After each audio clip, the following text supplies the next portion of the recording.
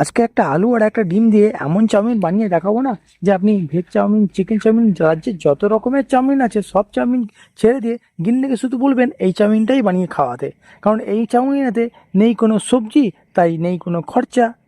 তো প্রথম কাজ হচ্ছে, ময়দার সুতোগুলোকে একটা পাত্রে একটু নুন দিয়ে নাড়াচাড়া করে ঢাকা দিয়ে 5 মিনিটের জন্য সেদ্ধ করতে দিন। ততক্ষণ আলু আর পেঁয়াজটা কেটে নেওয়া যাক।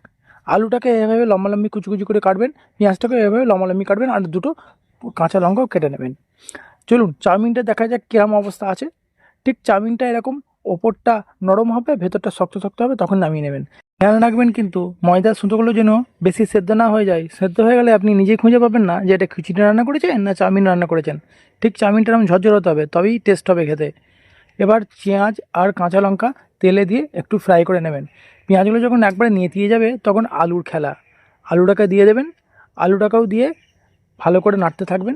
ঠিক যখন আলুটা একটু লালচে ভাবে এসে যাবে, তখন সেই বাপ ঠাকুরদের মশলা, একটু জিরে, ধনে, হলুদ আর নুন।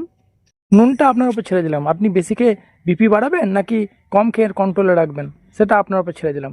এবার একটু নাড়াচাড়া করার পরই আলুটাকে সেদ্ধ করার জন্য একটা কিছুতে ঢেকে দিন, নাহলে আপনার আবার দাঁত ভেঙে যাবে। আলু যদি সেদ্ধ ঠিক না হয়, দাঁত ভেঙে গেলে আপনি আবার আমাকে দোষ দেবেন।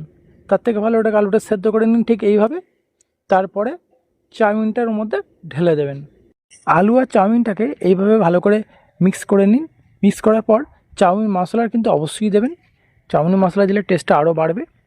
এরপরে এটাকে ভালো করে নেড়েচড়ে মধ্যেখানে কড়াই একটু জায়গা করে সাদা তেল দিয়ে, একটু তেলটা গরম হয়ে গেলেই এর মধ্যে একটা ডিম ভেঙে দিয়ে দিন।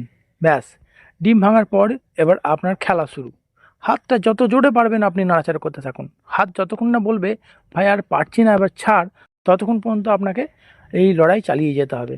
খুন্তি আর কড়াইয়ের ঠকঠক শব্দ যতক্ষণ না খুন্তির গা থেকে তেল ছেড়ে দিয়ে একদম এরকম চাউমিনটা ঝরঝরে হচ্ছে, ততক্ষণ কিন্তু এই খেলা আপনাকে চালু করে রাখতে হবে। আর হ্যাঁ, গ্যাস ফ্লেমটা কিন্তু সবসময় হাই রেখেই এই নুডলসটা বানাবেন। কারণ চাইনিজ ফুড বানাতে গেলে গ্যাস ফ্লেম সবসময় হাই রেখেই করতে হয়। ঠিক কড়াইটা যখন এরকম পরিষ্কার ঝকঝক হয়ে যাবে, তখন জানবেন আপনার গিনিকার কড়াইটা সাবান দিয়ে মাজতে হবে না। কারণ এই অবস্থায় চাউমিনটা একদম ঝরঝরে হয়ে যাবে। এতক্ষণ ধরে আপনি খুন্তি আর কড়াইয়ের সঙ্গে যে লড়াইটা করছিলেন, আপনি জিতে গেছেন।